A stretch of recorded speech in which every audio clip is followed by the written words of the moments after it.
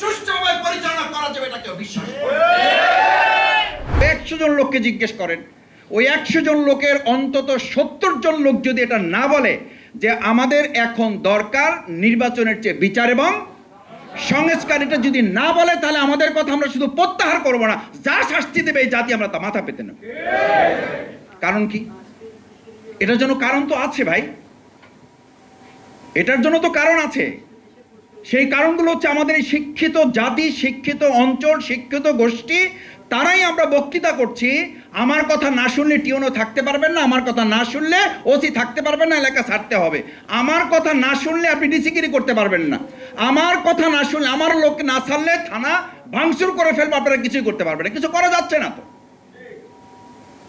আমরা থানা রক্ষা করতে পারি না, সেই লোকরা হাজার হাজার কেন্দ্র আমরা রক্ষা করতে পারবো, এটা শফিকুল ইসলাম মাসুদ আমাকে কেন বিশ্বাস করতে হবে?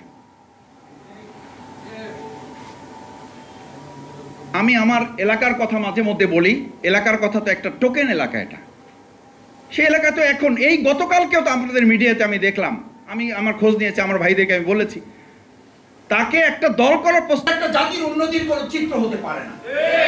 শিক্ষকদেরকে দিনের পর দিন রাস্তায় ঘুরিয়ে আমরা এসির মধ্যে বসে সিদ্ধান্ত গ্রহণ করে দেশ চালাবো, এটার জন্য আমাদের ভাইয়েরা, বোনেরা, আমাদের শিক্ষকেরা এই প্রেস ক্লাবের সামনে যারা এসির মধ্যে বসে এখন দেশ চালান, আমি শফিকুল ইসলাম মাসুদ সাক্ষী দিচ্ছি, এই প্রেস ক্লাবের সামনে আমি লুঙ্গি পরা শিক্ষকদেরকে দেখেছি যারা ঘর থেকে প্যান্ট পরে আসার সময় নাই, তার আগে তার ছাত্রদেরকে বাঁচাবার জন্য ফ্যাসিবাদের গুলির সামনে দাঁড়িয়েছেন। সেই শিক্ষকদের দাবি না মানলে বাংলাদেশকে সামনে দিকে সুষ্ঠুভাবে পরিচালনা করা যাবে এটা কেউ বিশ্বাস করে? আসুন সেই শিক্ষকদের দাবি আদায় আমরা বর্তমান অন্তর্বর্তীকালীন সরকারকে অনুরোধ করব, আহ্বান করব। এরপরে যদি না হয় তাহলে তাদের আন্দোলনের সাথে আমরা একাত্মতা ঘোষণা করে রাজপথে নামা ছাড়া তো আমাদের আর কোনো পথ থাকে। তার আগে শিক্ষকদের যে ন্যূনতম দাবিগুলো আছে সেই দাবিগুলো মেনে নেওয়ার জন্য আহ্বান জানিয়ে আমার কথা শেষ করছি। আসসালামু আলাইকুম ওয়া রাহমাতুল্লাহ।